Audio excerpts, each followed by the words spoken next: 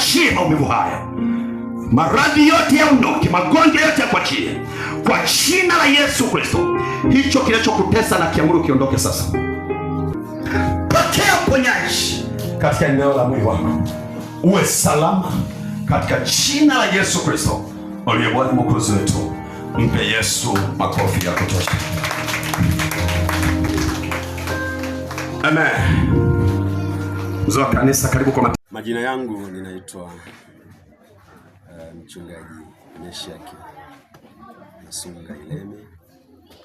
Ni mchungaji wa kanisa hili la Ambassadors of Christ International Church. Tuko hapa Chanika, mtaa wa Taliani. Na namshukuru Mungu, tupo hapa tunamtumikia Mungu. Lakini pia kuanzia tarehe 11 ya Jumamosi, tarehe 11 Julai, tumeanza maombi ya siku 21. Maombi ya kufunga masaa 12, na kila siku tutakuwa tunakutana kwenye ibada ya maombi hapa saa 11 jioni. Lengo la maombi hayo kwanza maisha ya Mkristo yanaimarishwa na maombi. Bwana wetu Yesu Kristo katika karia yake akiwa duniani aliwekeza sana kwenye maombi. Hiyo ndiyo nguvu iliyompa kushinda. Hata wakati anauendea msalaba alitokea kwenye maombi. Kwa hiyo kama kanisa la Kipentekoste, tukipuuza maombi tunapoteza nguvu halisi ya kuwa wa Pentekoste.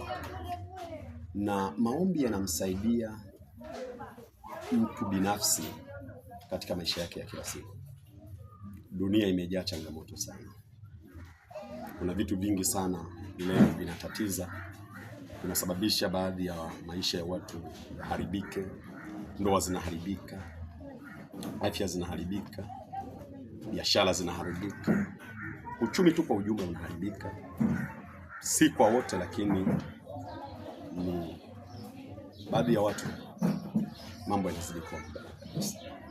Na unakuta kinachoharibu hakionekani kwa macho ya damu. Kuna nguvu za giza. Watu leo umekuwa na roho za wivu.